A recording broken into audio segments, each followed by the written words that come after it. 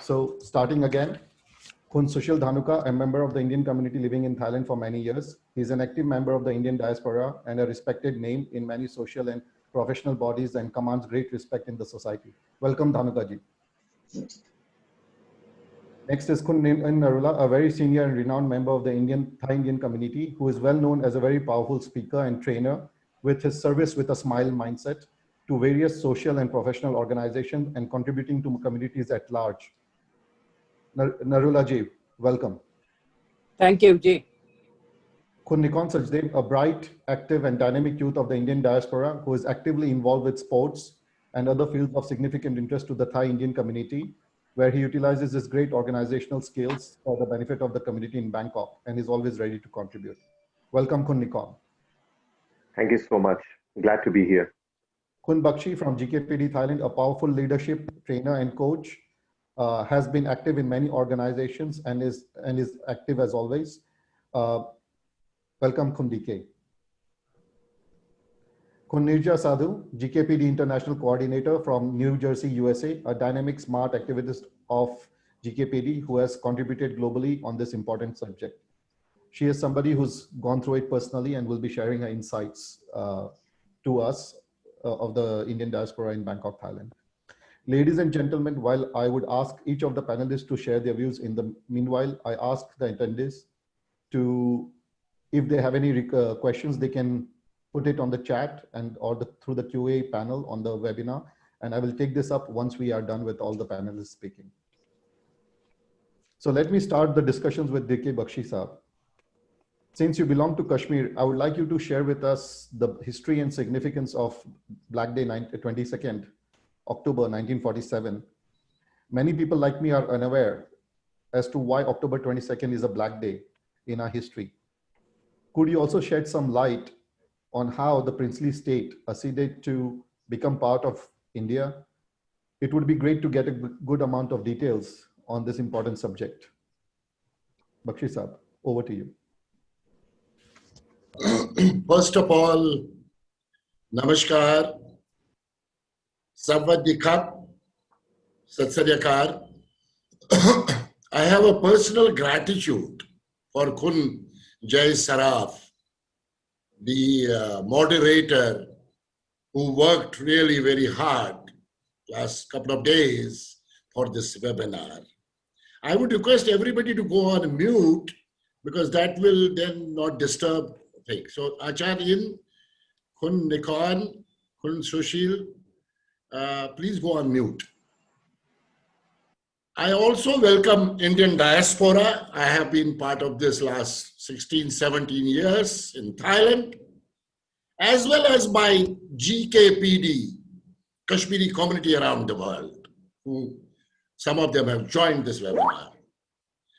For me personally, being a Kashmiri Pandit, it's a very painful and hurting all the time, as our community has gone through major challenges, issues, much before partition, and finally in 1947.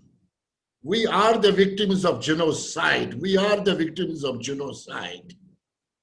Now let me go quickly to the blackest day of Indian history, 22nd October 1947. And I will share with you the actual story, and it's my family story, and which will talk about what all happened in Kashmir. After independence of India, Kashmir was still ruled by Maharaja Hari Singh, great man, as he signed a pact with both India as well as Pakistan, a standstill agreement on 12th August 1947. India, as it is, abided by the agreement, but Pakistan did not. A plan named Operation Gulmarg, under the leadership of Jinnah, and a person, Army Major General Akbar Khan, was given this task of Operation Gulmarg, wherein tribals named as Kabalis entered Kashmir with guns and weapons through Muzaffarabad and many other areas. Kabalis reached the first place called Baramulla.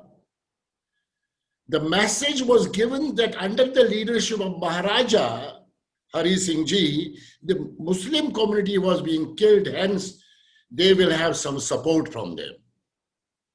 Kabalis smashed the Mohra powerhouse, only 3 megawatt that time, which was supplying electricity to Baramulla and Srinagar, and entire thing was dark. And the Kabalis started naked dance of death and destruction all around Baramulla. The Deputy Commissioner DC for Baramulla surrendered, and Maharaja's flag was replaced by Pakistani flag. Hunting of 6 minority communities and, of course, large Kashmiri Pandits was their target: to kill, to rape, and to loot. Thousands of people were killed, and this mayhem continued for days. It is said that the population of Baramulla was 14,000 and only 2,000 survived. Others were killed or they migrated somewhere else. So when I am sharing this story, my father used to share this factual story to us as children, and his classmate, Professor Kashinath Pandita, a well-known scholar of Kashmir, who was his classmate and a cousin brother, who was few days back on a webinar, he is a real eyewitness of what happened in Baramulla. Kashmiri Pandits and Sikhs were picked and brought to the Baramulla college lawns, killed. Women were raped all along, killed. Young women from our community jumped into wells and rivers, prepared to die. Krishna, Ganga is one of the rivers, Ki God Mein. There is a book called Har Ki Jeet by Shri Balraj Madok, a must to read. The idea behind was that Jinnah brought these Kabalis to Kashmir Valley, and he thought if he sends these raiders to Kashmir, local population will support, and it will be a cakewalk for him to get Kashmir in hand. It's on record that some of the logistics provided to Kabalis by the person called Chaudhry Fayazullah Waziri Wazarat of Baramulla, he provided them the support. And what happened in Baramulla would have not happened in case he would have not supported. It's also said that this guy then after that went somewhere else along with a big truck, lot of money, lot of loot. And Major Akbar Khan, his code name was that time Major Tariq, informed Pakistan that he was confident that within few days, Kashmir Valley will be easily in our hands. So when this was happening, so terrific, so tragic story, when you meet any Kashmiri Pandit, he may be, she may be, any part of the world, will share stories of genocide starting from 1947. Those who could save that time some lives, they could travel, they walked to reach to Srinagar. In the meanwhile, Maharaja Hari Singh at this point of time asked India for help. And on 26th October 1947, Maharaja Hari Singh signed off instrument of accession in which Jammu and Kashmir becomes part of Republic of India. So when this happened, by this time Kabalis started going towards Srinagar, and they reached a place called Charlatane. I remember that place. Charlatane is this place, and this is Baramulla Road, this is Srinagar, and this is Tangmarg. Here is a change of a history. One Muslim guy called Maqbool Sherwani was there, and Kabalis asked, where is Srinagar? So Srinagar was this side, Baramulla was this side, Tangmarg was this side. So Maqbool said, Srinagar is this side. So Kabalis moved from Baramulla towards Tangmarg, which was not actually Srinagar, because Srinagar was this side.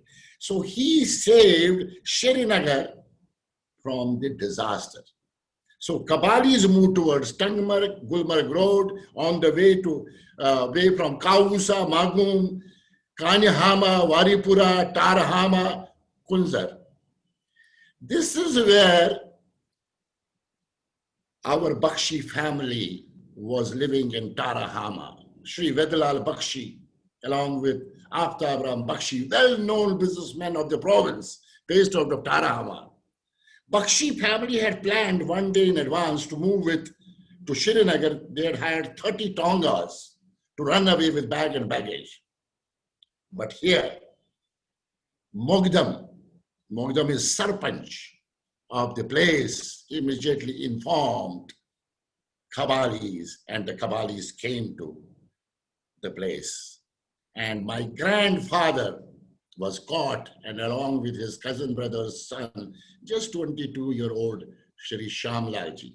My grandfather was looted and he has a lot of diamonds, gold around his waist, and he was asked to read Kalima, which he refused, and 20 bullets were pumped into his chest. And Shamlalji also at the same time. Shamlal's son, at that point of time, jumped out of window and he broke his leg, and lifelong he was having broken leg. Vedalal Bakshi was a very rich man of the province and a saintly human being. Even other community members, Muslims, respected him. Because he was owner of many orchards, walnut bags, rice fields. So that is where the situation came, and where the grandfather was being killed. My father, who was only 16-year-old, and he was a classmate of Professor Kashinath Bhatt in Baramulla. And my mother was 14-year-old. They were at the top of the tower along with other family members, and they were watching. A son watching the father being killed with 20 bullets, and he can do nothing. And he had his sister, 8-year-old. We used to call her Jigri there, and she started crying. Someone put the hand on her mouth so that the crying stops. And will you believe this Jigri, the Buwa of mine, lifelong, she could not speak. She was speaking like this.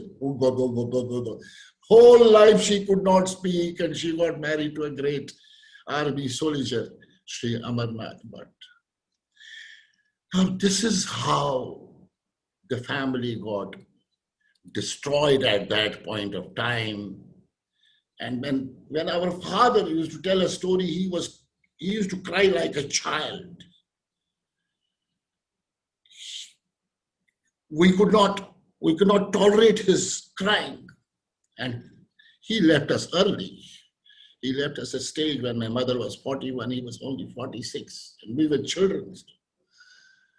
By the time this was happening, and 26th October, accession to India took place, and the Indian Army first focal point came to Shaltane. And Shaltane became the focal point where Indian Army killed 600 Kabalis and kept killing them on the way and pushing them back through the Baramulla route to Muzaffarabad.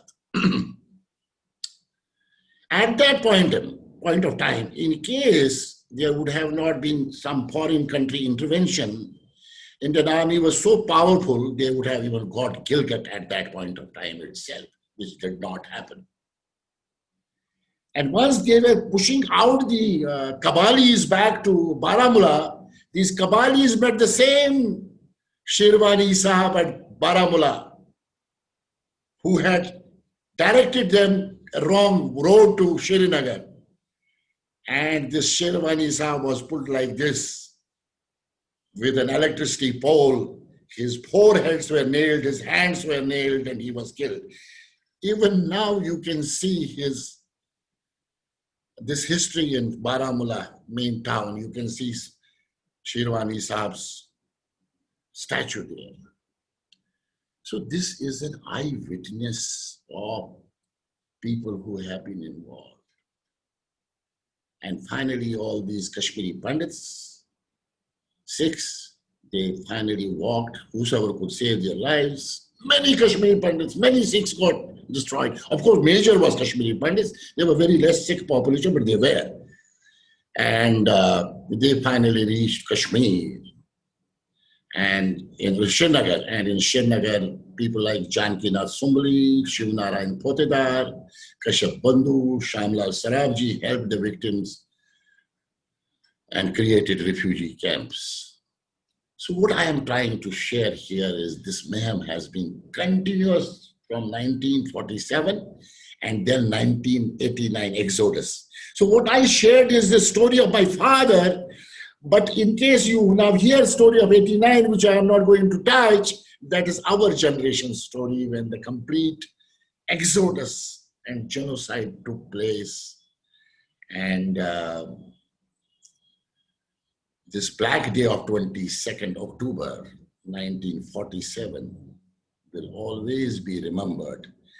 And this at least 26th October 1947, which is Accession Day for India, is always remembered. And we are here today because we are part of India, we are Indians, and as Kashmiri Pandit, between 1947 till 1989, there have been many other things which I am not talking.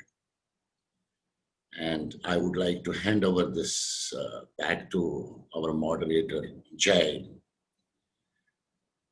Thank you very much. Thank you, Bakshiji. So to pick up the key points you said was that Pakistan planned this for quite some time, and then they on October 22nd they let the Kabalis, insurgents, come in to create to show the world that the locals were rebelling against the ruling monarch Hari Singh, and then they would come in to sort of save the day. Basically, that's what I get to understand from what you're saying, and that's the ploy that has gone on for quite some time, I guess. It's still ongoing today. So thank you, Bakshiji, for sharing your insights and your story. And it's chilling to hear what you and your family went through, and I'm sure many other families went through. The key fact was Baramulla, which had a population of 14,000, was left with hardly 1,000 or 2,000. So that comprised every color, creed, and every part of the society. The attackers did not care for who was who and just wanted their way. And it affected every part of the society. I think Baramulla has not yet recovered till today, I guess. So moving on, I would like to go to our next speaker, Shri Sushil Dhanukaji. So as DKG has briefed us on the facts related to this Black Day, could I ask you to elaborate on how things have been from then until now with regards to Kashmir? Have our neighbors stopped these attempts after a one-off, or are they ongoing? And has there been any difference in between that time till today? Dhanukaji, over to you.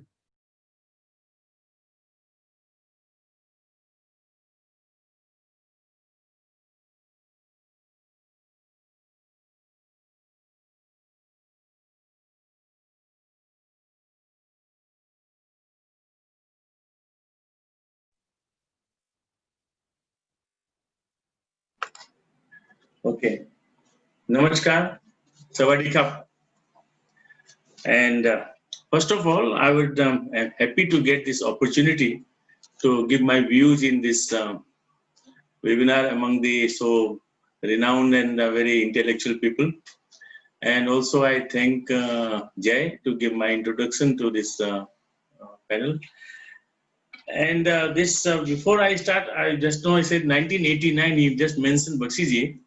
I recall my memory, first time I went to Kashmir in 1989.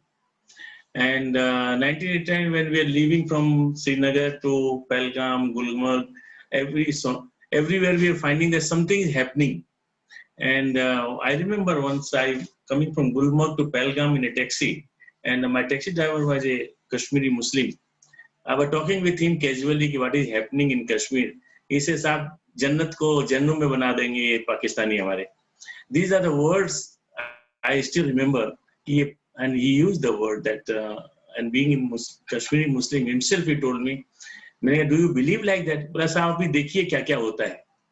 And today that words coming true today.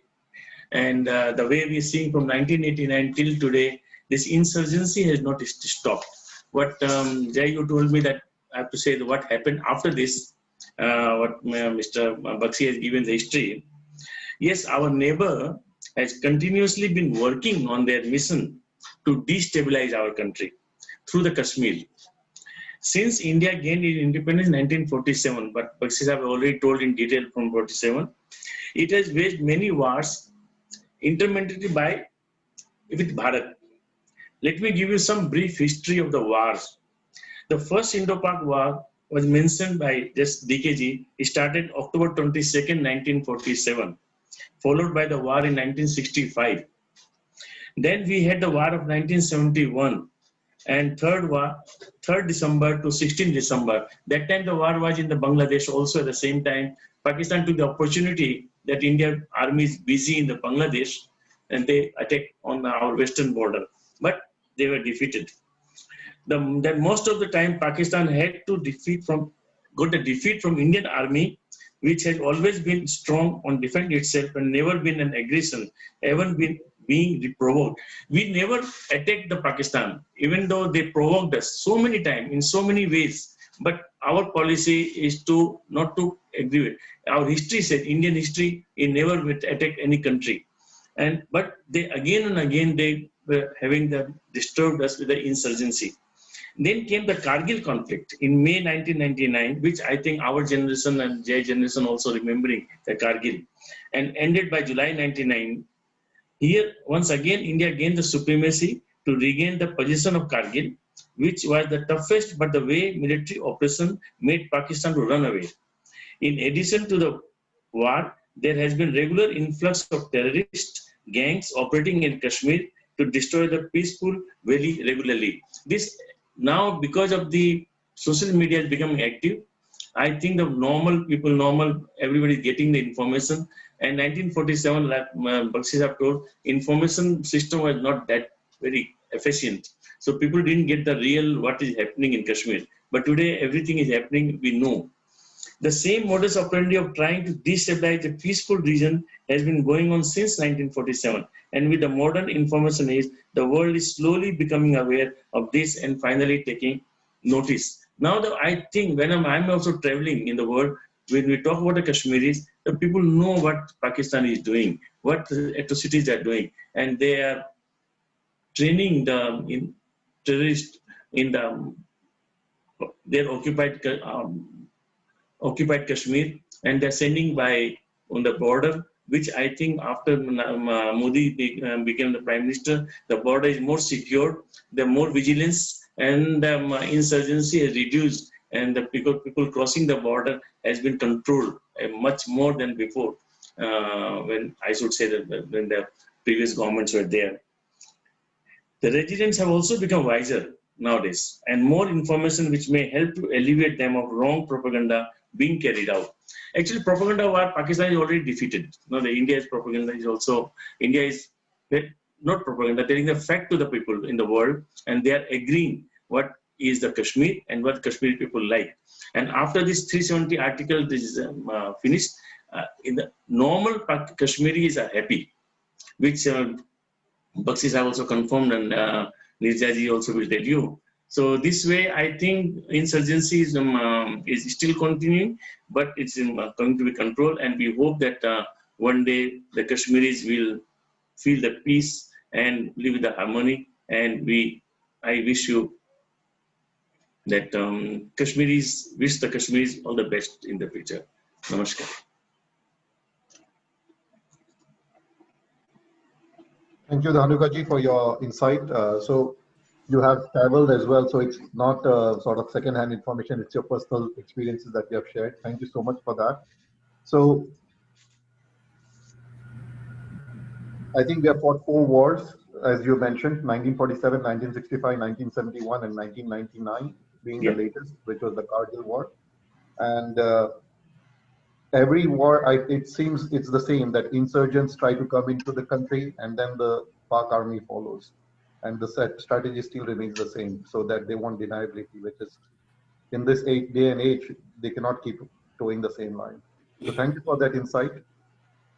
Now I will ask Kunirja Sadhuji to share her views, because she is deeply connected with the state of Jammu and Kashmir. Could I call on you to provide insights on the loss of life and the planned destruction of the Kashmiri culture in Kashmir since 1947 till the Kashmir Pandit exodus in 1990? In what way was Article 370 and 35A beneficial for the state of J&K, or a detriment or beneficial? Either way, it can be both to the state of J&K and especially to the KP community. Nirja ji, over to you. Thank you, Jyoti, and namaskar, hello, good morning, good evening to all the viewers who are watching us today. First of all, I'd like to thank Indian Diaspora in Bangkok for inviting us for this webinar, where we are trying to spread some awareness about the Black Day that Bakshiji mentioned and talked about at length. And Dhanukaji pretty much summarized it and gave us a clear picture of what happened afterwards. But that's not the end of it. Obviously, that was the beginning. Not even the beginning. Beginning has been, there for from 500 years past that. So since this part has already been dealt with, I'm going to talk something about the 1990 genocide. I would not like to call it just exodus. It was a planned genocide. It was ethnic cleansing. It was a major attack on the minorities in the state of Jammu and Kashmir especially, to gain access to the land and make it an Islamic country, Islamic state, by our rogue neighbor, Pakistan. So I'll start off with February 1986, actually, Anantnag, which is a major city in the southern part of Kashmir Valley, that witnessed looting and vandalizing, mostly homes and temples of minority community, Kashmiri Pandits especially. At the time, we did not recognize for what it really was, but after the January 1990 event, this 1986 incidents were clearly a well thought out and engineered attack to shake and break the peace-loving and hardworking community. A lot of families moved out of Anantnag at that time as well, but they moved within the Kashmir Valley, leaving their homes, their huts, their homes that they had so lovingly built and cherished. For context, in the timeline, Mufti Muhammad Saeed was the Chief Minister of Jammu and Kashmir at that time. Late 1988 and early 89, there was a clear change in the thought process of a common Kashmiri, sorry to say belonging to the majority community. It was, of course, it was orchestrated by the rogue nation, driven by the rogue nation across the border. We could see youngsters huddled together in groups, exercising, playing cricket in the early morning hours, which was kind of very strange. But these were all planned. These gatherings were planning grounds for the mayhem that was created in 1990 or late 1989. The open threats, verbal, written, started happening. Posters, individual letters, phone calls by the area commander of a militant group would send chills down the spine. And this started happening in mid of 1989. The militant organizations sent out a directive for women, which I had never, as a young adult, never felt before. Wear a hijab or cover your head with a scarf. That was for us, the Hindus, Sikhs, everyone else. But mainly the Muslims were asked to cover their, wear a hijab, which was unheard of. Some people did wear, but it was not mandatory or nobody would dictate it. Something that as a young adult I had never done in my entire life till I was in Kashmir. These threats were not to be taken lightly. You could be subjected to an acid attack. It was posted on our walls. You could be even beheaded if you resisted. it was difficult to even go to college or university on your own. I mean, as a young adult or as a child, I'd never been, guarded or never had anybody escort me to my school or college. So I was on my own all the time. But this was the first time in '89 that my father had to take a 6-mile detour to drop me off and pick me up back from his work, from my university. So that's how much panic and how much chaos was caused. Verbal and written threats were very rampant, and gun-wielding youth at our doorstep, at my doorstep, my home, under the pretext of making a phone call from my landline, from our landline. It only added to our misery and sleepless nights in '89 and '90. September 13, 1989, when our first community leader was shot dead in his neighborhood, right in front of his family and his friends. Of course, that was a clear indication that this is what we are going to do if you don't leave this case. Subsequently, Justice Nirkan Ganju, a very prominent judge from the community, and journalist and lawyer P.N. Batsa, they were brutally killed and murdered. Women were kidnapped, raped, and killed. Not only killed, they were sawed into 2 halves. This is the most brutal, barbaric. These incidents, I just feel those chills and shivers even now just by talking about it. 1990 midnight, the whole valley of Kashmir, under the guidance of neighboring country again, the rogue nation that it is, came out on streets and unleashed terror for the Kashmiri Pandit community. Sikhs as well, but the main target was to push out Kashmiri Pandit community. There were announcements over loudspeakers for us to either unite with the terror gangs or get killed or just perish. So there was a verbiage they used, Raliv, Galiv, or Salib. It's very, very threatening and very derogatory, actually. It's something which only we can understand. The words are very, very hurtful. And that too, we were asked to leave their women behind. Kashmiri Pandit men could leave, but they had to leave their women behind for the pleasure of the masters.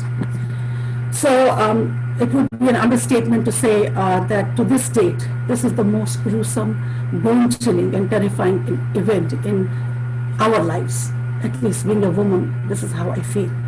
Around 1,800 plus KPs have been killed throughout this time, which includes Vandahama massacre in 1997, after the exodus. You have to imagine, this is not only about Kashmiri Pandit anymore. So each and every Kashmiri Pandit that tried to stay back, it wasn't good for them either. So 1997, the Vandahama massacre happened. 1998, Sangrampura massacre happened. Navimar, 2003. And the most recent one, Ajay Panditaji, a Sarpanch in Anantnag, was killed on June 2020. This is the most recent one. So a clear message that, you know what, no matter what you do, each and every one of you are going to kill you. So, not to forget thousands of our army, CRPF, JNK police, Air Force personnel that have been killed brutally. And the loss of life that Kashmir was experiencing till last year before the application of Article 370. So our aim at GKPD actually is to fight for the justice of these families who have lost their loved ones, get international bodies to recognize this as a genocide, because that's what we are constantly and continuously fighting for, reconstruct and restore our temples, our religious places, and last but not the least, to settle us back in the valley, of course, at our terms and conditions. The peace-loving, quiet, and hardworking community had no choice but to leave their homes and herds, everything that a family acquired over several years. This was our 7th exodus. Let me emphasize on that. This was not the first one. This was the 7th exodus of Kashmiri Pandits from the valley.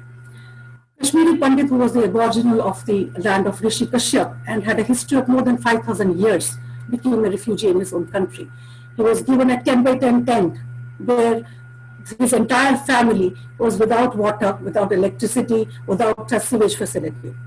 a clipping that used to own a home, a 4 or 5 storied home, was managing in the 10 by 10 feet camp. And those camps existed till recently. They were given a 1-room settlement or something, but nothing that compared to what we have owned in Kashmir. Exiled in our own country, we were often mocked by our fellow Indians. I'm sorry to say, I shouldn't mention it, but these are our lived experiences, and we can never forget them. We were called cowards, bagodas. Just a few that are coming to my mind right now. None in the media of that day found our exodus genocide worthy of being a national news headline. Our tragedy received very scant attention in the print journalism and television. No one covered our community that took an entire population of Kashmiri Pandits from their humble lifestyles to a life of a pauper. Our parents had to struggle to stay positive in order to help us settle and get us started. All over again. I take this, I'm sorry, I get emotional with this. I do take this opportunity to thank each and every parent who have helped us to pull through this, bore it all, and at the same time did not sow any seeds of hatred in us. They did not coax us to pick up weapons. They did not ask us to retaliate. The only weapon, as per them, was education, settling down, making your life better, forgiving if we could. And that's what we have done. We have forgiven. We cannot forget, but we have forgiven. That's why we are moving on. We are moving on with a great might, with great strength. I hope and pray that abrogation of Article 370 and 35A will lead to peace and stability in the valley in a meaningful sense, so that those in our community who still long to and desire to go back and breathe in the land or die in the land. I would like to die. I would love to die in my own land that we call home. August 5, 2019 is a landmark event in the entire history of Jammu, Kashmir and India for that matter. Abrogation of Article 370, the temporary and transient provision in the Constitution that was carried around the neck for 72 years of independent India, has been extremely well received within the valley, within Jammu, Kashmir, appreciated all over the globe, especially by the people in the valley that I should emphasize on, barring few that used and abused these to benefit themselves and their families. Ladakh and Jammu, under the garb of this temporary arrangement, always got sidelined and ignored. State subject laws were manipulated by these mighty ones in the valley to suit their patriarchal and regressive arrangements. A woman marrying had to reapply for a state subject, even if she's marrying the local state subject. If she marries somebody outside of Jammu and Kashmir, she forfeits all her property, job and everything. She loses all that. So this was all a facade that was created for 370, which was so temporary that I feel so happy and so proud that we could see it in our lifetime. Valmiki Samaj, which a lot of people don't know about it, could only get a sanitary worker's job.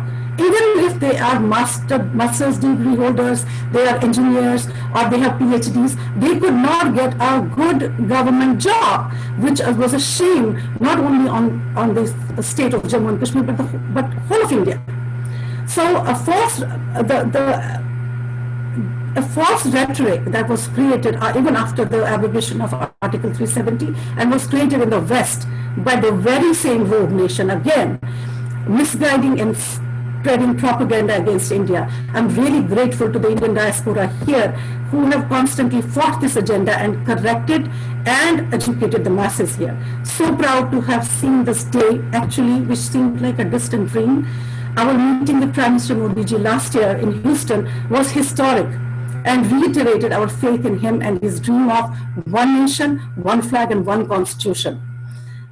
And the historic decision today that any Indian can go and settle down and buy land in Jammu and Kashmir, and there is nobody who is going to stop that. So on behalf of my entire GKPD team, I wish our motherland, India, prosperity, and our Reshwar, that is Kashmir, good times ahead. See you soon. Thank you so much. I'm sorry I took a little longer, because this is something which is very close to our heart and lived experiences. It's very difficult to cut it short. Thank you so much, Ajay, and everybody else. Thank you, Nirjaji. It is something like Bakshiji's point, something that you have gone through and your families have gone through, which is quite chilling to hear. I'm a little speechless at this point of time to hear the stories. Growing up in India, or this did not come in the news as much as it could have, but I do believe that this October 22nd, 1947, put the seed of corruption in a beautiful paradise, which went and created these issues going forward and really polluted the mindset of the people there, which really led to this thing in 1990s and later. So, but I do believe that we are coming back on the right track now, right? Absolutely. Thank you so much, Nirjaji, again. Thank you. So I'll bring in Nerulaji. So can you please share with us, the rest of India and the world, your thoughts on Article 370, 35A, both pre and post abrogation? Just to let the viewers know, I was surprised to know that Kashmir at one point from 1820s was under the Sikh Empire under Raja Ranjit Singh, and then was given to Dogra dynasty by Raja Ranjit Singh to manage Jammu and Kashmir, which they had bought from the British Empire. And so the Sikh community has always been very close to Kashmir. And I would love to bring in Dr. Kun In Narula, again, a stalwart of the Sikh community, to share his views on Article 370 and 35A. Over to you, Dr. Thank you for the invitation. And you are right. You know, it's Maharaja Ranjit Singh who ruled the valley. And basically, it was never an Islamic land. It has always been a Hindu land, a Sikh land, you know, the land of the plenty. But unfortunately, events of the world changed the whole thing. So let me perhaps bring you back before I talk about the article. You see, after the partition in 1947, there are some statistics, very alarming. Minorities in Pakistan reduced from 23% down to 3%. Now that is very alarming, meaning something wrong is going on in their country. Now, whereas in India, minorities increased from 10% to 14%. And I'm not only talking about demographic, I'm talking about equal opportunities and fairness that India has accorded all the minorities. They have become president here in India, parliament members, successful civil servants, and also businessmen. And that is India. So Pakistan and the terrorists there, I feel, have a logical mind to reduce minorities. Systematically, it's all planned, it's all premeditated. In 1947, when Kashmir was accorded a special status, simply to curb and stop the violence that happened during that time. However, terrorist-backed neighboring country, Pakistan, backed by Pakistan, has systematically planned to reduce minority population and rights to equality through violence and extreme intimidation. They do it all the time in their own country, and they want to export that to also the Kashmir, to the valley. So they went all out with genocides and ethnic cleansing, where 42,000 people were killed, and many thousands of Kashmiri Pandit, Sikhs and others left the valley for their safety. So on the 5th August 2019, this temporary article was amended, abrogated, to the liking and appreciation of all Indians and others in the world. Prime Minister Modi had the courage to step in and globally declared an amendment to this article 370 and 35A. A part of They wanted to bring Kashmir to be a part and under the Indian constitution with no special status, meaning women have equal rights, meaning everyone has right to mandatory education, meaning child rights are honored. This is the reason why when Prime Minister Modi came to Thailand under the event of Sawadee Modi in November 2019, the whole stadium was up giving Prime Minister Modi a standing ovation when he spoke. जानते हो क्या किया है हमने 370 और 35 को खत्म कर दिया है. So Prime Minister Modi decided to solve the problem, not manage the problem. He solved the problem. He had the courage to go on to deal and solve the problem. So if I may, congratulations Prime Minister Modi and congratulations India. You have taken the right step, move forward.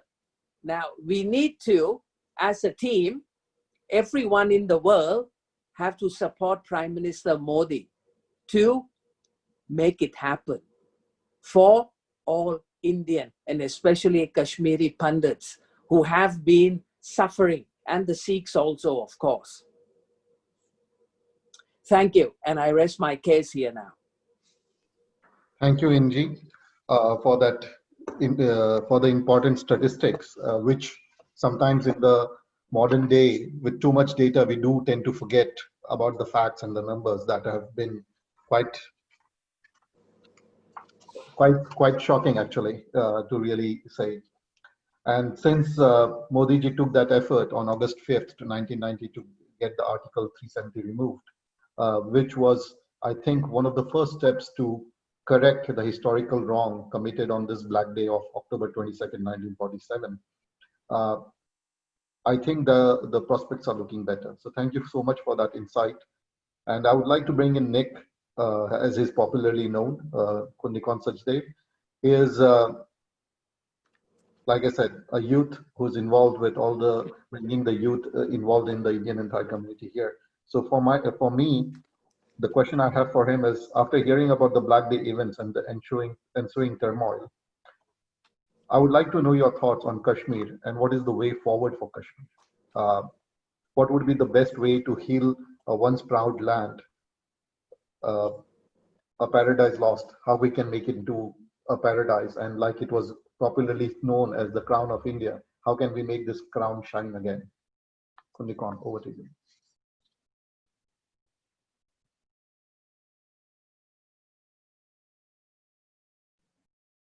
Nick, you need to unmute, yeah.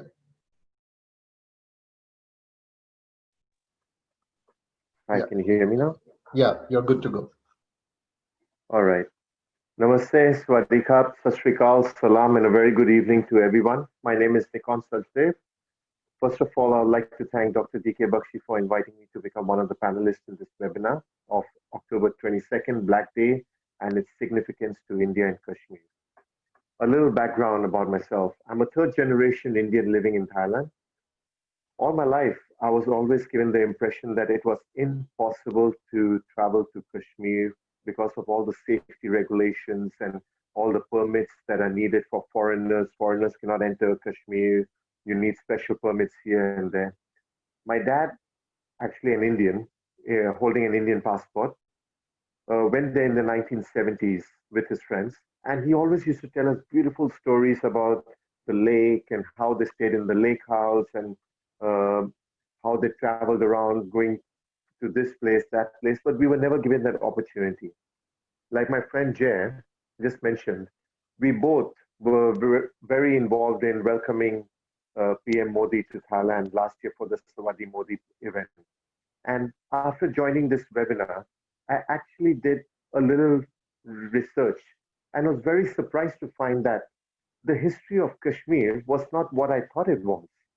First of all, I didn't know that Kashmir was given its independence on October 26th. I always thought that Kashmir came part of the deal. But after in studying about this event, I came to know that actually October 27th was actually a very black day for Kashmir and for India itself. And I really feel bad that it actually happened. But thank you to PM Modi ji, who has evoked 370 and 35A. I traveled to Kashmir in 2016 with my family, and we went to a lot of beautiful places. I've traveled a lot in my lifetime, and I must say that Kashmir was one of the most beautiful places that I've been to. Gulmarg, especially the Khyber Pass, amazing. And I feel that the future, by invoking 370 and 35A, it should bring back a lot of investment into India, into Kashmir especially. A lot of foreigners, the old families of the Kashmiri Pandits or the Sikh families that have left and want to go back, invest in that area, bring back prosperity, bring back tourism. I know a lot of Thai people who are interested in going to Ladakh for bike rides after seeing all the movies. They want to travel. They feel that, first of all, it's value for money. India is value for money. It's more beautiful than many European countries that I've been to. The people are friendly. The kava tea is the tastiest over there in the winter, especially in any weather. The kava tea is the best. The food, I think one of the best rajmas in the world that I've had was in Srinagar itself. And I feel that now the future of Kashmir is going to be very bright, very, very prosper. All it's going to have a multicultural society where everyone's going to come back. A lot of investment will come back. If it opens up now with all the safety there that has been brought on because of this, the Article 370 being invoked and being revoked, we will be seeing a lot of new tourism, a new prosperity that is going to come to Switzerland and to Kashmir, and I'm sure that Kashmir will become the crown of India very, very soon with all its beauty over there. Thank you so much. Thank you, Jay. Back to you.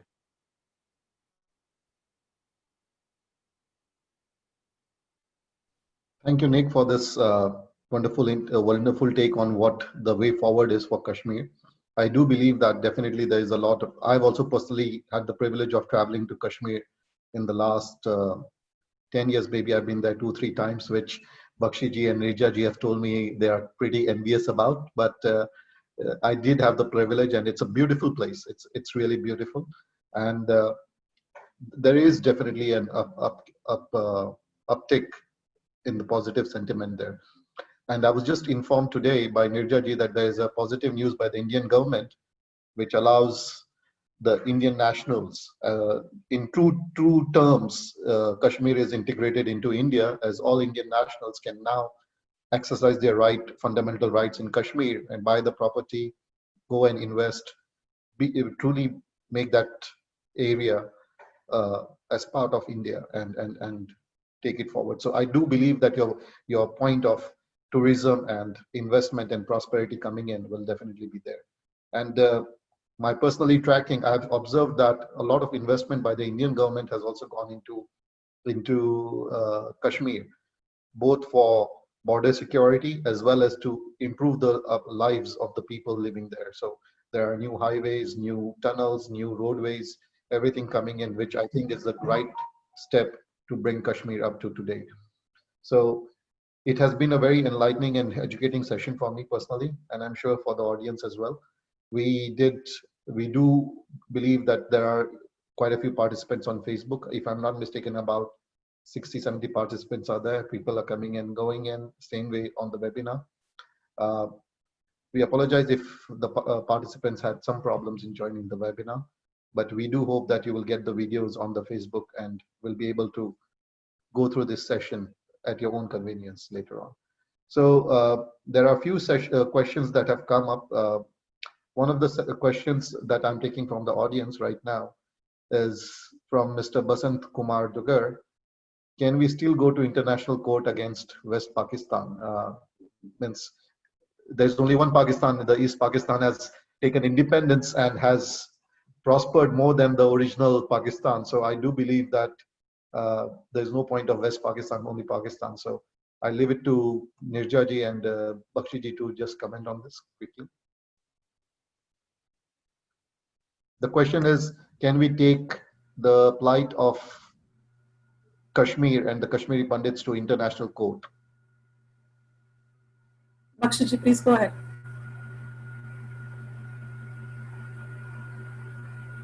Yeah, Basanji, Sawadikap. In fact, when you look at genocide of Kashmiri Pandits, that's what global Kashmiri Pandit diaspora has been propagating around the world. And we are actually looking at, even United Nations looking at us and declaring this entire thing as genocide.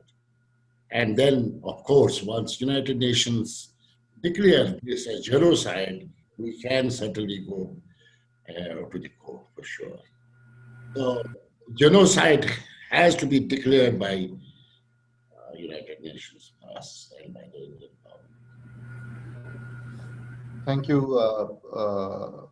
DKG, for answering that question. I have a personal question, which I'm just going to put it out here. It just came to my mind. I am educated in India, living in Thailand now, but my basic education was in India. To me, it's surprising, why is October 22nd and the events percolating to it not really taught in the Indian curriculum or brought up to this level? You know, I've studied in an international school in Thailand and international schools. They talk about American history and in great detail, even if they had the conflicts and the revolution and, but somehow we talk about the tryst with destiny of Jawaharlal Nehru. But after that, it's pretty much a blank page, means why does not this October 22nd, 1947, a really black day where, as per some of the experts, 60,000 lives were lost in those 6 days, or 600,000 lives. So the numbers vary from 40,000 to 600,000. So why is this not part of the Indian education system, not making people aware that this was what has happened and taken up?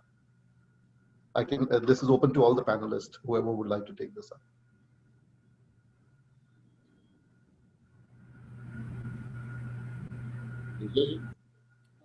Well, to that, I would say there's a lot that doesn't exist in history books of schools in India.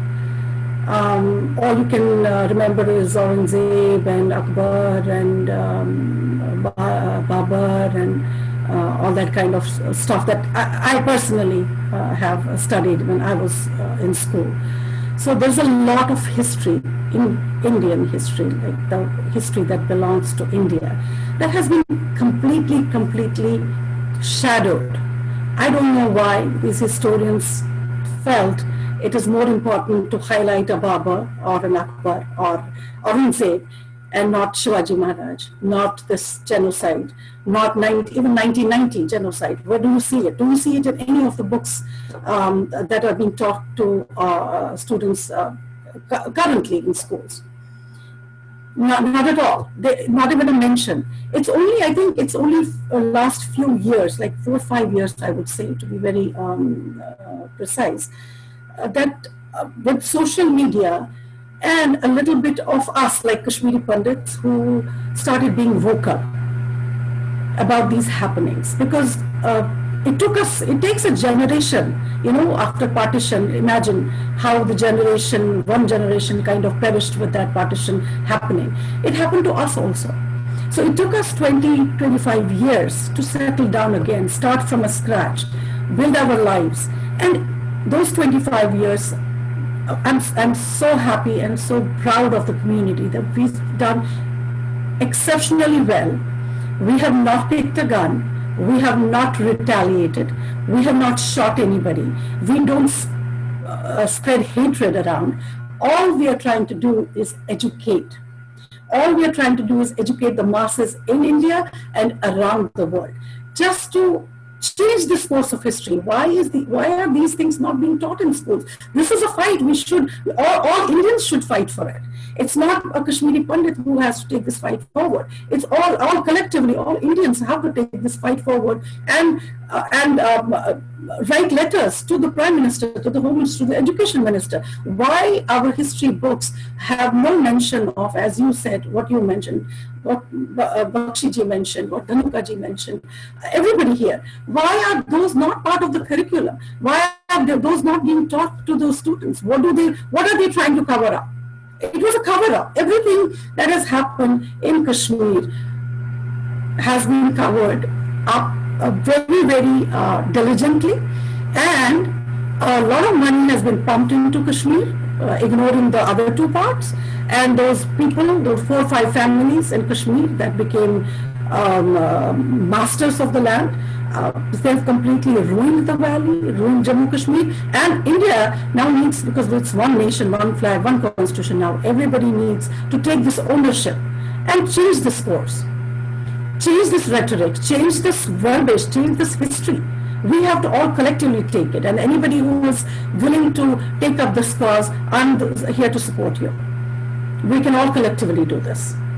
So I don't know why it has happened. I mean, I can say the previous governments are responsible, but then I cannot go on talking about the same things over and over again. What are we doing now? What have we done in past 10 years? At least we have been, as Kashmiri Pandits, we have been coming in the forefront and relating and telling our stories and trying to coach, teach, educate masses what has happened. And that's how we know about it. I don't think most of you even knew what was happening in Kashmir, what happened in Kashmir. So this is the course we have to change. I don't know if I have been able to answer the question because I myself don't know the answer. This is what I know, what has happened. Thank you, Nirjaji. I just got another question from a youth on a different platform. I would like to, he has pointed to the fact that there is a lot of news articles coming out recently in the Indian news media that the current government is changing the history books to make the youth more nationalist. What's your take on this? I think the representation of the real facts is being termed as making it more nationalist. So I would ask Dhanuka ji to maybe comment, or Narula ji to please put some light on this. Do you believe that changing the history books is creating more nationalism by the current government, or what is the way forward with regards to educating the youth? Yes, just my thoughts on this. It's unfortunate that our kids are not learning or knowing what went on in 1947 and then again in 1990. I don't think it would create more violence or hatred. Knowing is very important, because once you educate children, you also tell them that, please, my child, this is what happened. We don't want history to repeat itself. We want everyone to move forward with that mentality, with the mindset that peace and peace alone will prevail, and that everything can be settled down and negotiated over the table. Now, unfortunately, many may not agree with what I'm saying. Many would say, well, if you want peace, you must be ready for war. Don't go to war, be ready for war, and maybe there would be peace. But learning history is very important. I don't think we should shy away from the truth that happened in the past, so that we will not commit the same mistake again. To his point, I would like to add, sorry, Bakshi, just to his point, when he says educate the masses and people who would say that, oh, with peace comes war. Well, they don't know what war is. That's what we are trying to educate them. We've seen those wars. 65, 71, 89, throughout those years, we've seen the war. The war doesn't mean only cross-firing across borders. We've seen those wars, and I wish and pray nobody gets to see that. That's what we need to educate and caution people about, that things can happen. And one, I think Nirjaji has got stuck. So Bakshiji, why don't you take up until Nirjaji is having video issues right now? In fact, I would like to add, when we are talking about educating the youth about the real history, and that's a fact of life. There are already some changes happening in the country today. And I want to tell you the fact of life is that there are families, there was a business plan for families. To run the country and to run the Kashmir is like running families. This is the first time since 2014 the business plan people have been out. And in fact, in Kashmir also, all of us know a couple of families to control. So when there were people in the central as well as in the state who had a business plan, family plan, they never bothered about it. And they did not give the right education to the future generations. But today, the country is led by a highly effective democratic process which is allowing the real history to come in. So to be nationalist, I am a proud Indian. Why not? I am a proud American. Everybody I am a proud Thai. So I am a proud Indian. These children, the future generations have to have that kind of, education. And it's Modi hai to mumkin hai. Yeah, You see, Dhanuka ji, yeah, yeah, I also Dhanuka. strongly feel that Indian history has to be rewritten. What happened in 1947 when the Congress government came? They gave the historians, communist historians were given the responsibility of writing Indian history. And then in that communist thinking, they write the history of India, where the history starts from Mughal Empire.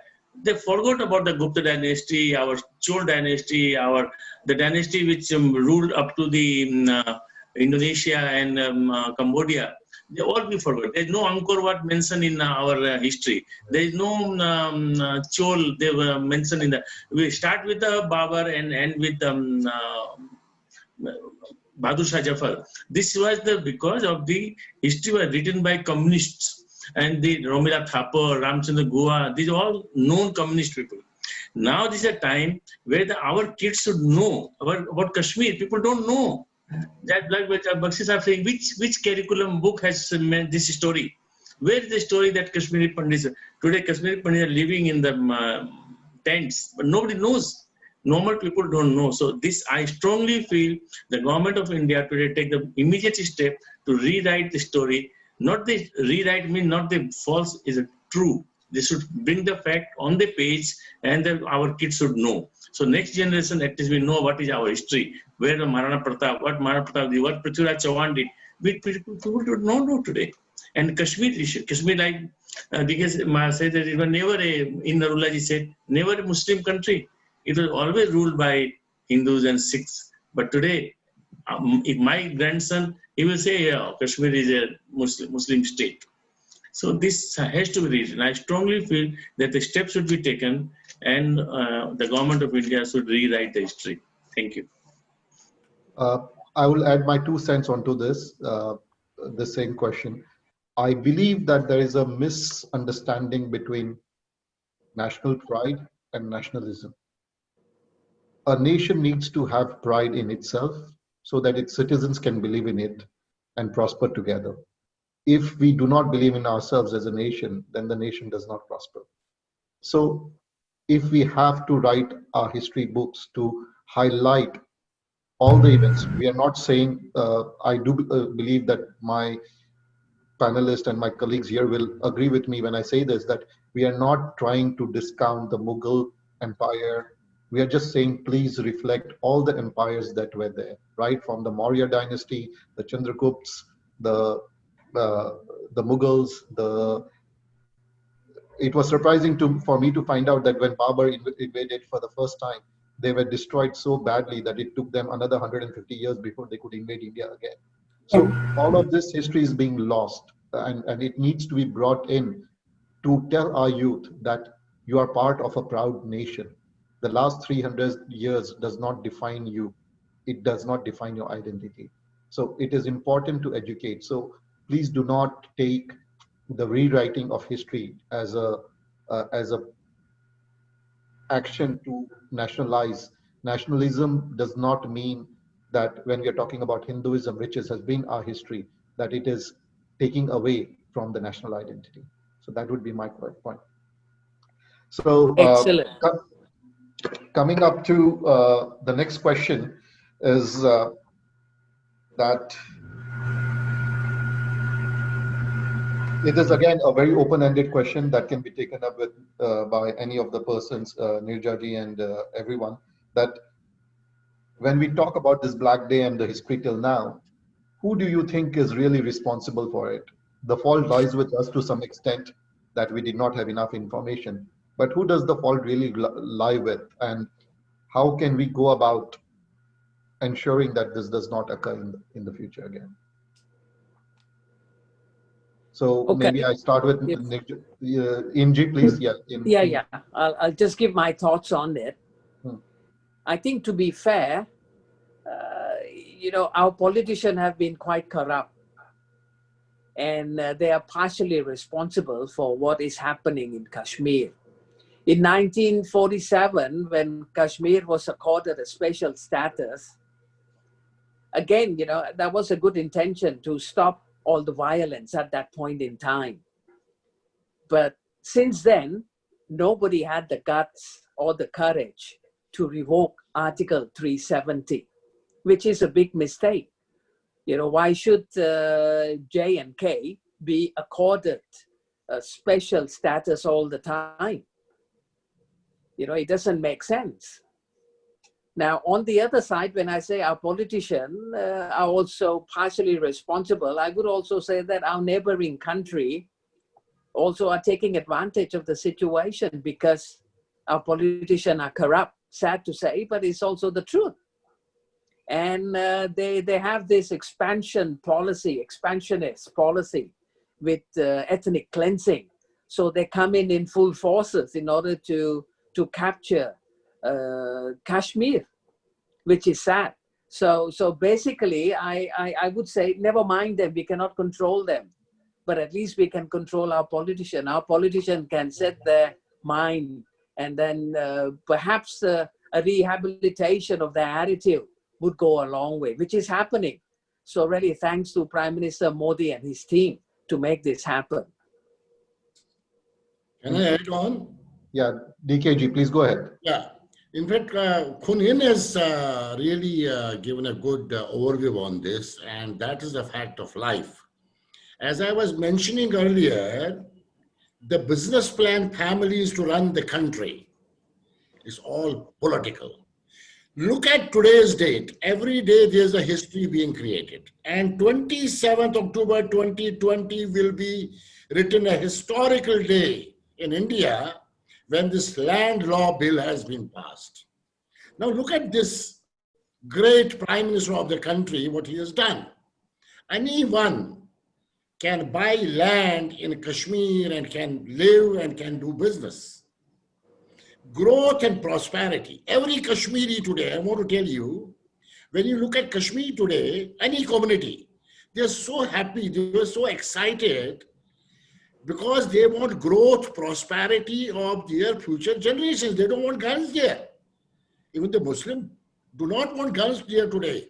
They are happy to have the flag. You must have seen last couple of days, flags of India running into Kashmir Valley by all Muslims. And this prosperity of this land law will invite people around the country to go, invest, work, live. And even the Indian diaspora sitting in different parts of the world. Gurmukh Singh Ji is always telling me, Bakshi Sahab, I have to have business in Kashmir. Not today, he told Sushma Ji also. He said, one day it will come. So there are many Thai Indian businessmen who would like to go to Kashmir. And just few days back, I have launched Global Kashmiri Pandit Business Foundation. And this is where I will be helping those Indians who would like to invest, bring FDI to Kashmir Valley. We will do that. I'm going to meet the governor of J&K in next 8 to 10 days time, and we are ready to launch it. So growth, prosperity, will make all these politicians have. There are some, Jay, you don't know, there are some families, few days back, there's somebody talking about Gupkar. They can't digest this 370 is gone. They can't digest today's bill. I want to give you a story of a film actor. I don't want to name a film actor, any film actor. In one movie, he is a hero. In another movie, he is a villain. In another movie, he is a joker. There's a guy who in Kashmir will talk about jihad and even talk about, China will solve the problem of Kashmir. Okay? China is not able to solve their own people. They are not taking care of their own Muslims. And this guy is talking about China will solve. And when he reached Delhi, he sings the song of Bhajan of Rama, and he is Indian. And when he is in London, he is in a bar with beautiful ladies and I don't know what. So these jokers who are moving around and making a mockery of the thing, nobody is with them. I won't tell you, Kunjay and the team, nobody is with them. They are their own self-interest. So the politicians of such kind who were running business models are gone. It will not get repeated. And laws have been made. 370 is made. 5th August 2020. Law bill today is 27th October 2020. They can't do anything now. Yes, we have to be careful with the neighbor. Neighbor is our tuck, but don't worry. We are so strong. You will win. We are so strong today. We have some part of our Kashmir in that part of the world. We need that Kashmir back soon. That is Indian army today, which we are looking at. Forget Kashmir is going to be prosperous. Forget that Kashmir is going to be prosperous. Bring in FDIs, and all the communities together. Because now there's no question. Sushil ji, Jai Sarab ji, Dhanuka ji, and Gurumukh Singh ji or In ji can invest there into Kashmir. I can invest. Everybody can invest. Yes. The Kashmiri born, it's all. So within next few years, these jokers will be around. Jokers days are gone. Yes, borders will seal, but we have a strong army to take care. Don't worry. It will not get repeated now. I am sure it will not get repeated now. Thank you, Ji. So, Dhanuka ji, would you like to add a few words here? Or? No. What he is saying is a very fact, and then I hope everything. And today the date is really historical. And when I was in last 2016 in Kashmir, my last trip, everybody was hoping that can buy that only can lease. You can lease the land, or you can rent the hotel, or rent the shop. Cannot buy. Today is a golden day. Today anybody can go. Most welcome, and this is the way that our country is one. We are one, and no JNK, no special status, and they are enjoying it. What Bakshi Saab told is 100% correct. The normal Kashmiri who is a taxi driver, who is an apple grower, who is a saffron grower, they are happy. They have suffered a lot. So now they are realizing that how much they've suffered. And one day I hope now that all the Kashmiri Pandit, my brothers and sisters, will go back and live in their own Kashmir and enjoy the beauty of Kashmir. Beauty of Jannat yahi hai, Jannat yahi hai, Jannat yahi hai. I feel so envious of all of you, actually. All of you mentioned that you've been to Kashmir in 2016. Nikonji mentioned he went some recently. JG mentioned about his visit. It's not really feeling envious. It's like something like, okay, so is it just me that is not being able to go? What stops me? What is the hesitation? But yes, this is what it was. We will go back, no matter where we settle down. It's our home. Nobody should even ask that question. I don't know if I have been asked that question several times, actually, that now that 370 is gone, would you like to?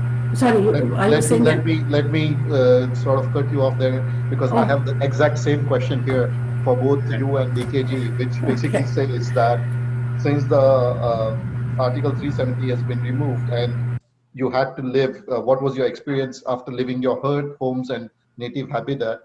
And now since Article 370 has gone out, would you like to go back and would you like to be part of Yes. that community That's again? the question that I was actually talking about. That's Not why I only said question, I have that's what that I question, would. so I want the gentleman to Okay. feel that his question has Okay. been asked. Oh, okay. No, the fact that somebody asked that question, I appreciate it. But I mean, apne ghar jana, is that a? I just feel it just kind of gives me some kind of uneasy feeling. But yes, of course, why not? It's my home. Anytime, every time, whenever I feel. It shouldn't be a condition. There shouldn't be a condition for me or any of my Kashmiri Pandit brothers and sisters to go home. We should be able to go like any other Indian. Go back to our homes, go back to our places. We have a home. I have a home in Kashmir that was burned down in 96. The structure is still there, but guess what? Last year we got a court notice saying that you have no rights over this property because this has been sold fraudulently by somebody to somebody. So we are fighting a case for our own home. Imagine that. And this happened just before the abrogation of Article 370. And we have the case in court, but we forgot about that because the 370 happened and everything kind of changed for us. It didn't matter what has happened to our home. We were so excited and so thrilled to know that, something like this has happened in our lifetimes. I wish this had happened a year before when my father expected it. He passed away just in the hope that Modi ji is going to do something like that. I know his Atma will be at peace now, but again, why not? It's my home. I should have the right, and it should be my wish, my time. Whenever I feel like going back, I should be able to go. There should be no condition. There should be no if and but for that. So yes, of course. Thank you. Bakshiji, please, last few words on that. That every Kashmiri Pandit has a story to share. Yeah. Bilal and all others, whether it is posts and wherever it has, every Kashmiri Pandit. It's not I talk about Bakshi family.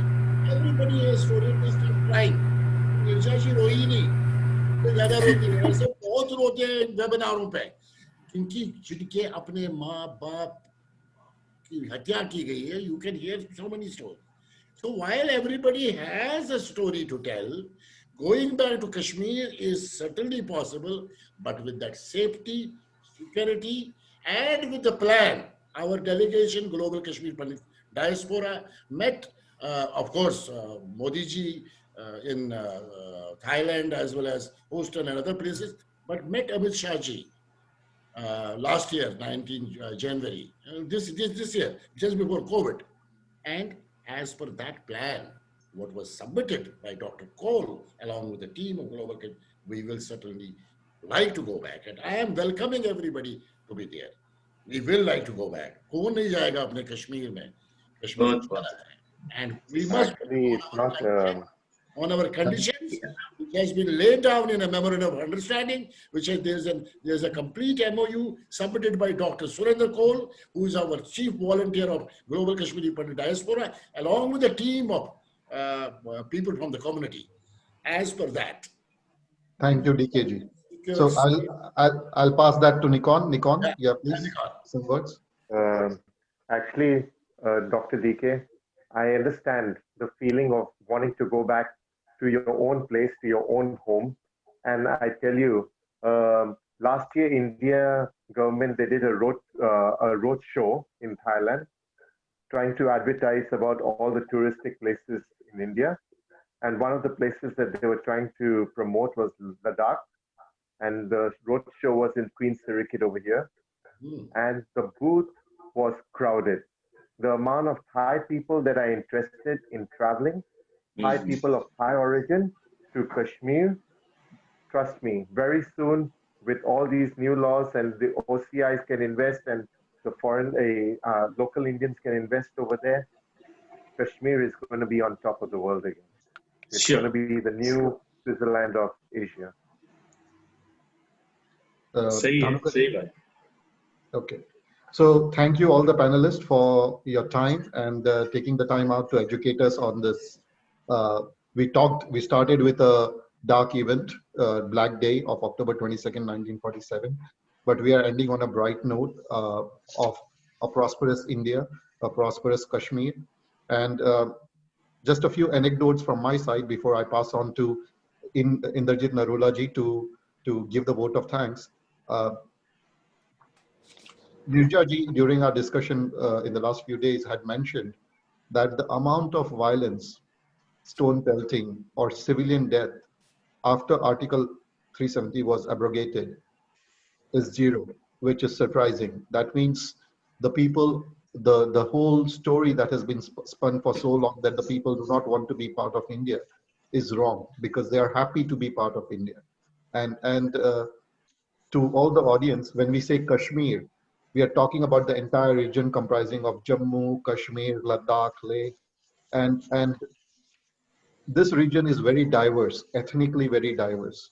Ladakh is predominantly Buddhist, Jammu is predominantly the Hindu, Kashmir was predominantly Hindu, and today it's still having a sizable population of this thing. So this area is very ethnically diverse and has had a very rich culture, right? Like Bakshiji told me yesterday, the name Kashmir comes from Rishi Kashyap.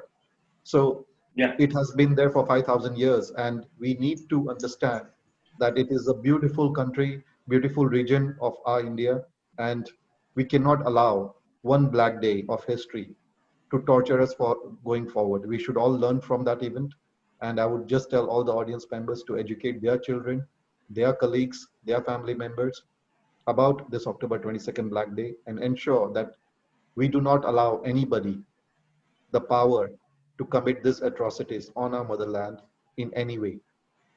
Thank you. Yeah. Very well. Yes, thank you. Thank you very much.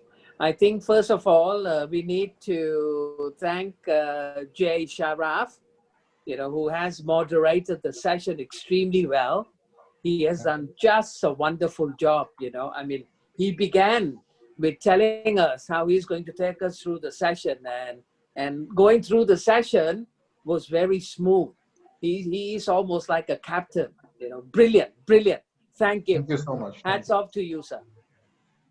Now, and then came along Dr. D.K. Bakshi, who gave us a brief account of Kashmir from 1947 onwards to now, and a lot of the time, and I was moved also by his very emotional accounts of what happened to his family, and really seeing all this, you can only come up with one thing, that the genocide was the ugliest that has ever been seen. But surprisingly, a lot of it is not talked about or not even known to us Indians. So that is a sad part. Anyway, we have to move forward now that Prime Minister Modi has recognized it, and he has abrogated Article 370, thanks to him. Then then came on Dhanukaji, brilliant speaker. Once again, he reminded us that the insurgency is still going on. Our neighboring country is trying to destabilize us. And there has been 4 wars that we have fought with our neighbors. If possible, if I may recommend, let us also make Pakistan a part of India. It was India, if possible. And I think again, that's a different kind the of political will to do it. Why not? And Dhanukaji, once again, thank you for your insight. It was brilliantly done and wonderful. Then came Nirjaji, Sadhu, and her accounts of what she went through, what she saw, brought a lot of fear in a lot of people during that time. But she is very courageous in her intention to be going back. I don't know, many people might be so afraid of not even wanting to go back. That fear factor can be at the subconscious level. But once again, Nirjaji, thank you for your account. Thank Very you for the emotional. opportunity. And, I like to hear you again in details whenever we meet in person in New Jersey, perhaps, when the skies open up. And by the way, please stay safe and stay home. I know Thank you so much. Yes. Now, and then we go on to myself. What I talk about is I gave the statistic that our neighboring country has reduced their minorities to less than 3%, whereas in India, we respect and give equal rights to minorities. And because of this, I can understand why they try to come to Kashmir and drive out all the minorities, even though it does not belong to them. And perhaps maybe we can take them to the world court, to the world judge. Perhaps, let us see the possibility, because what they have done is maybe even worse than what they have done in Germany. Hitler, that genocide, this is terrible. It's terrible. That's all I can say. And perhaps maybe we can do something about it. Kunik, your accounts of how you have always heard that it's not easy to go to Kashmir. Eventually you landed there and you loved the place, and you came back and promoted Kashmir, and you went to see a lot of the you can say travel events in Thailand, and you see a lot of the people who are interested to go to Kashmir. Thanks to you, you are the ambassador so that Kashmir will grow. But very importantly, growth, prosperity, security are the three key main areas. And we hope, and we look forward to these three happening. Now, what I can see happening in Kashmir at the moment is, I understand that the Indian government has spent a lot of money in Kashmir. In fact, per capita spending is 4 times more than other parts of India. And yet you see very limited progress. Perhaps with time, good things will happen. So that's the summary. And then there are a few questions that were asked by the audience, and we all responded very well. And Dr. Bakshi has also said that we all will go back to Kashmir. And Nirjaji has also said that we can buy land there now. So we can go and invest there. We can go there and be peaceful. God bless all of us. Thank you once again. And Jay, you have done a wonderful job moderating the session. I love the way you do it. Thank you. Thank you. so much. Thank you, and Jai Hind to all. And thank you to all the panelists also. And Jai, Jai Hind. I want to tell you frankly, we never worked like this so many years. You really made it so beautiful, and you studied and you researched a lot. A big round of applause for Kunjay. Thank you so much for everybody. इतने सालों में आपका global talent पता नहीं चला मेरे को. You're such a great businessman, but this one really appreciable. And I believe that every Indian. Thank you. हाँ, और sorry. एक लास्ट में क्या निर्जय जी जब बोल रही थी, जो वेदना उनके चेहरे पे थी, वही पूरी कहानी अपने आप में बता रही थी. उनको बोलने की जरूरत भी नहीं थी, आपका चेहरा ही सब कुछ बता रहा था. ये मैं नोट कर रहा था. और बहुत बहुत धन्यवाद. Thank you so much for the opportunity. फिर से एक बार बहुत बहुत धन्यवाद जय को. Kunnik, very young, bright guy, and Tanuka ji and Indarula. Thank you very much. And Dr. Bakshi, on this account, let us try to change so that we tell history to our children. History has to be telling them the truth. Yes. And telling them to do the right thing. Yes. So perhaps maybe Dr. Bakshi can drive this also, Dr. Bakshi. Sure. We hope so. Yes. I would ask all the panelists to share the Facebook link again, where I think the video will be there for some time for the people to view, and hopefully the view counts can go up and we can get people to educate themselves and others around them. Thank you so much, everybody. Brilliant. Thank you and namaskar. JG and everyone else, we can start.